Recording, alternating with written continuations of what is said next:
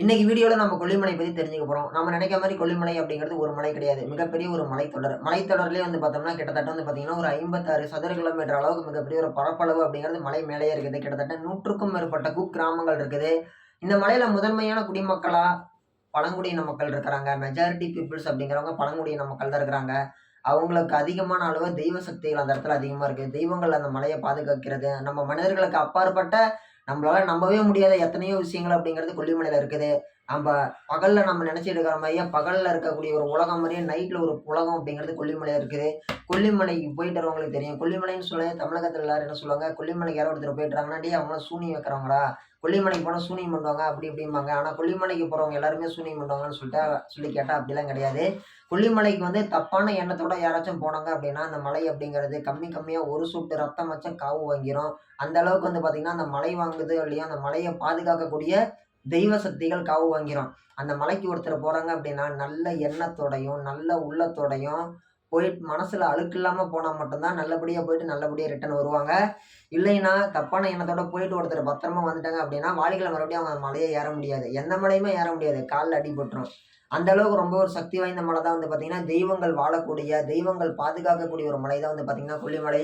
கொல்லிமலையில ஒரு சில பகுதிகள்ல இன்னைக்குமே கூட வந்து பார்த்தீங்கன்னா, அமானுஷ்யமான சத்தங்கள் கேட்கிறதாகவும், அமானுஷ்யமான ஒரு சத்தங்கள் நம்ம பின்தொடர்ந்து வரதாகவும், நம்ம பேசக்கூடிய குரல ரிப்பீட்டடா கேட்கறதாகவும், திடீர்னு மனித உருவங்கள் நடக்கிறதாகவும், ஒரு சில பகுதிகள்ல பெண் உருவம் நிக்கிறதாகவும், எத்தனையோ பேர் எத்தனையோ கருத்துக்கள பதிவு பண்ணியிருக்கிறாங்க. அதெல்லாம் உண்மையான்னு சொல்லி கேட்டோம்னா, உண்மதான். நான் என்னோட அனுபவத்துல உணர்ந்திருக்கிறேன்.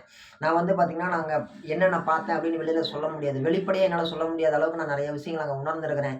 நம்ம நம்பி போறோம் அப்படின்னா, அங்க இருக்கக்கூடிய தெய்வங்கள் அப்படிங்கிறது நம்மள என்னைக்குமே பாதுகாப்பாங்க. நம்மளுக்கு எப்பவுமே வழியா இருந்து துணையா இருந்து வழிநடத்தி கூட்டிட்டு போவாங்க. அப்படி இருக்கக்கூடிய கோவில்கள்லயே வந்து பார்த்தீங்கன்னா, கொல்லிமலையில ரொம்ப ஃபேமஸான கோயில்லாம் இருக்குது. அதுல வந்து பார்த்தீங்கன்னா, நம்ம எல்லாருக்குமே தெரிஞ்ச கோயிலு கொல்லிமலையில இருக்கக்கூடிய மூக்கனாட்சி அம்மன் கோயில். கொல்லிமலையோட 72 ஹேர்பின் பெண்ட்ல 72வது ஹேர்பின் பெண்ட் நெருங்கும் பொழுது, அந்த இடத்துல வந்து பார்த்தீங்கன்னா, நாச்சியம்மன் கோயில் இருக்கும். அந்த நாச்சியம்மன் தான் வந்து பார்த்தீங்கன்னா, மலைய பாதுகாக்கக்கூடிய தெய்வம். மலைக்கு அந்த அந்த பகுதியில ரோடு போட்டிருக்காங்களே, அந்த பகுதி காவல் தெய்வமா நாச்சியம்மன் இருக்கிறாங்க. அனைத்து பேருந்துகளும் கார்ல வரவங்க, லாரியில வரவங்க நிறுத்தி சாமி கையெடுத்து கும்பிட்டு போவாங்க. இது எல்லாருக்குமே தெரிஞ்ச ஒரு விஷயம். மலைக்கே ஃபேமஸான தெய்வங்கள்னு சொல்லும்போது என்ன சொல்லுவாங்க எல்லாருமே, அரப்பளீஸ்வரர் தெரியும். எட்டுகையம்மன தெரியும். இவங்களுக்கு ஒருத்தர் டான் இருக்கிறாரு. டானுக்கெல்லாம் டான் அந்த மலையோடைய உண்மையான ராஜா, உண்மையான அதிபதி. அந்த மலையோடைய மிகப்பெரிய சக்தி வாய்ந்த கடவுள் ஒருத்தர் இருக்கிறாரு. கொல்லிமலை மாசி பெரியண்ணசாமி. அவரு மாரியே இன்னொரு சாமி இருக்கிறாங்க. நம்ப கொங்கலை அம்மன். கொங்கலை அம்மன் அப்படிங்கிற சாமி வந்து பார்த்தீங்கன்னா, ரொம்பவே சக்தி வாய்ந்த தெய்வம். ஒரு வருஷத்துக்கே 3 தடவ தான் தொறப்பாங்க. 3 நாள் தான் தொறப்பாங்க. டைமிங் காலையில 11 மணிக்கு தொறப்பாங்க. மதியானம் 2 மணிக்கெல்லாம் கோவில் சாத்திருவாங்க.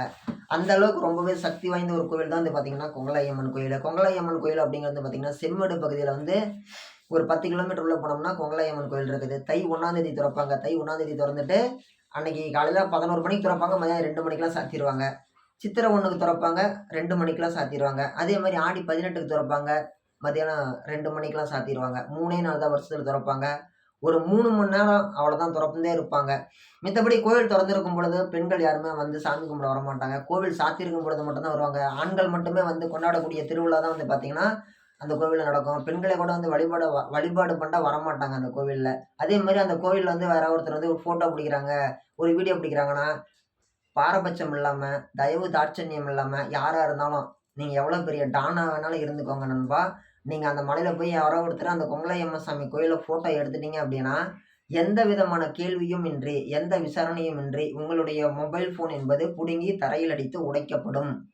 உங்களுடைய ஃபோன் அப்படிங்கிறது இதாயிரும். இல்ல, யாருக்கும் தெரியாம நான் ஃபோட்டோ புடிச்சிட்டேன்னு சொல்லி புடிச்சிட்டீங்க அப்படின்னா, உங்களுடைய ஃபோன் அப்படிங்கிறது ஆட்டோமேட்டிக்கா தொலைஞ்சு போயிரும். இது வந்து நெறைய பேர் வந்து பார்த்தீங்கன்னா, அனுபவத்துல சொல்லியிருக்கிறாய்ங்க. ஒருத்தர் ஃபோட்டோ பிடிக்கும்போது ஒருத்தர் சொல்லிக்கிறாங்க, "பிடிக்காதயா, இப்படி ஃபோட்டோ பிடிச்சதாய்யா மலைய விட்டு கீழ இறங்கறதுக்குள்ள என் ஃபோன் தொலைஞ்சு போச்சுன்னுலாம்" கூட சொல்லியிருக்கிறாங்க. அதனால தயவு செஞ்சு அந்த ஒரு தவறு அப்படிங்கிறது பண்ணாதீங்க. ரொம்ப ஒரு மர்மமா இருக்கிற வரைக்கும் அதோட மகத்துவம் அப்படிங்கிறது ரொம்பவே முக்கியமான ஒண்ணா இருக்கும். வரவங்க சாமி கும்பிடுறாங்க. சாமி கும்பிடுறவங்களுக்கெல்லாம் கேட்டது கிடைக்குது. தெய்வம் நம்மள நல்லபடியா வச்சிருக்குது. இத வந்து அனுபவத்துல நெறைய பேர் உணர்ந்திருக்கிறாங்க. சரிங்களா? கொல்லிமலை கொங்கலாயம்மன் கோயில்ல பொங்கல் வைப்பாங்க திருவிழாவுல. திருவிழால பொங்கல் வைக்கும் பொழுது எல்லாருமே கோவிலுக்கு வெளியில தான் வைப்பாங்க. நீங்க வந்து தமிழ்நாட்டோட முதலமைச்சர் ஸ்டாலினாவே இருந்தாலும் சரி, முதலமைச்சர் ஐயா ஸ்டாலின் ஐயாவே இருந்தாலும் சரி, கோயிலுக்குன்னு வந்து நீங்க பொங்கல் வச்சீங்கன்னா, உங்க பொங்கலும் மூலஸ்தானத்துக்கூட எடுத்துட்டு போ மாட்டாங்க. பிரதமர் மோடியே வந்து பொங்கல் வச்சுலாம் உள்ளாடி எடுத்துட்டு போ மாட்டாங்க. கோயிலுக்கு வெளியில தான் இருக்கும். வாசப்படிக்கு வெளியில தான் வச்சு சாமி கும்பிடணும். மூலஸ்தானத்துக்குள்ளாடி கோவிலுக்கு சார்பா ஒரு தழுவு பொங்குவாங்க. அந்த தழுவு பொங்கி அத மட்டும் தான் சாமி கும்பிடுவாங்க. எந்த கொம்பாதி கொம்பம், எந்தா பெரிய ஜாம்பவானா இருந்தாலும் சரி, அங்க வேலைக்கே ஆவாது. அந்த கோவில்ல வந்து பார்த்தீங்கன்னா, ஊர் கட்டுப்பாடு அப்படிங்கிறது ரொம்ப ஒரு உறுதியா இருக்குது. அதே மாரி வந்து பார்த்தீங்கன்னா, நம்ம கொல்லிமலை மாசி பெரியண்ணசாமி. கொல்லிமலை மாசி பெரியண்ணசாமி அப்படிங்கிறது வந்து பார்த்தீங்கன்னா, ரொம்பவே ஒரு சக்தி வாய்ந்த தெய்வமா கருதப்படுகிறது. அந்த சாமி வந்து பார்த்தீங்கன்னா, பெருமாளினுடைய ஒரு அவதாரமாகவும் கருதப்படுகிறது. கொல்லிமலைக்கு அவர் தான் ராஜா. ஒவ்வொரு தடவையும் கோயிலுக்கு போயிட்டு வரவங்க எல்லாருமே நல்லா இருக்கிறாங்க. ஒவ்வொரு அமாவாசைக்கும் விடிகாலத்துல ஒரு பூஜை நடக்கும். அந்த விடிகாலத்துல நடக்கக்கூடிய பூஜைய பார்க்கறதுக்கு ஒரு 3 மணி சுமாருக்கு பண்ணுவாங்க. 3 டூ 5 சம்திங் அந்த டைம்ல. அந்த பூஜைய பார்க்கறதுக்கு மட்டும் கிட்டத்தட்ட வந்து பார்த்தீங்கன்னா, நம்ம நெனச்சு கூட பார்க்க முடியாத அளவுக்கு ஆளுங்க வருவாங்க. ஒரு 1000, 1500 பேர் வருவாங்க. கொல்லிமலை மாசிபெரியண்ணசாமி கோயில்ல மந்திரம் சொல்ற வேலையே கிடையாது. மந்திரமே வந்து கிடையாது. "சாமி போறியா நண்பா? போய் கையெடுத்து கும்பிடுறீங்களா நண்பா?" அதுதான். அவர பார்த்து நீங்க கையெடுத்து கும்பிட்டு வந்தீங்கன்னா போதும். உங்களுக்கு எல்லாமே வெற்றி, வெற்றி, வெற்றி. அதே மாரி அந்த கோயிலுக்கு போய் நீங்க கேட்கறீங்க அப்படின்னா, நேர்மையான விஷயங்கள கேளுங்க. நல்ல விஷயங்கள கேளுங்க. உண்மைக்கு புறம்பான விஷயங்கள போய் அவர்ட்ட கேட்காதீங்க. அந்த கோவில பொறுத்தவரைக்கும் விசாரணையே கிடையாது. எடுத்த உடனே தண்டனை தான். அங்க வந்து நீங்க உங்களுடைய குற்றம் அப்படிங்கிறது எஃப்ஐஆர்ல வந்துருச்சு.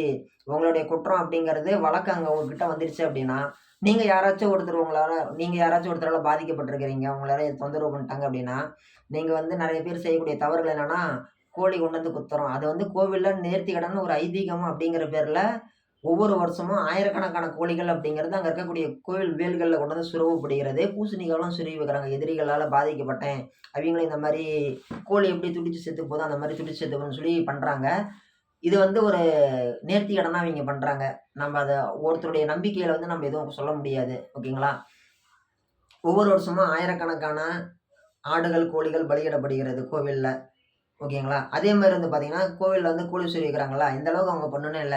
அவர வந்து பார்த்து கையெடுத்து கும்பிட்டு சொல்லிட்டு போனாலே போதும். அதே மாரி ஒரு தொழில்ல இருந்து எவ்வளவோ விஷயங்களுக்கு தொழில் நல்லா நடக்கணும். அதே மாரி வந்து பார்த்தீங்கன்னா, திருமணம் ஆகணும், குழந்தைகள் பொறக்கணும். அதே மாரி வந்து பார்த்தீங்கன்னா, எதிரிகள் தொல்ல இருக்கக்கூடாது. நான் ஒருத்தன்ட்ட கடன் குடுத்தேன், 5,00,000 குடுத்தேன், 10,00,000 குடுத்தேன், ஒருத்தன்ட்ட 10,000 குடுத்தேன், அவன்ட்ட என்னால வாங்கவே முடியல.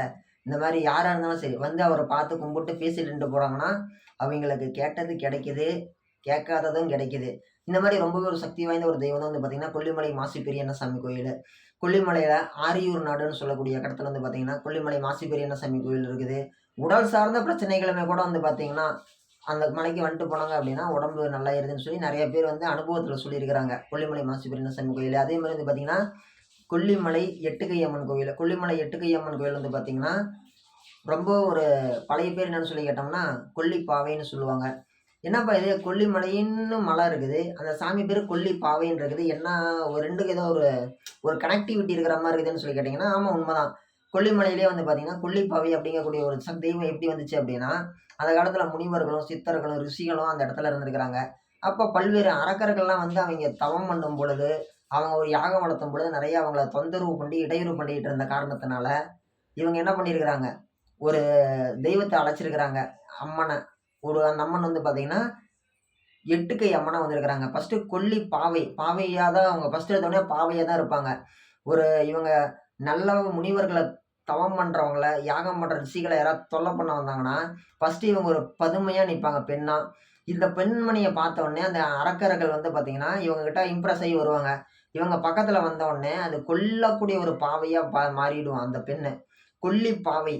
கொல்லக்கூடிய ஒரு பாவை அப்படின்ற மாரி ஒரு அர்த்தத்துல தான் அந்த பேர் வச்சிருக்கிறாங்க. உண்மையாலுமே அந்த சாமிய நம்ம போய் பார்க்குறோம் அப்படின்னா, நம்ம என்ன நெனச்சு பார்க்குறோமோ, அதே மாரி காட்சி குடுப்பாங்க அந்த அம்மா.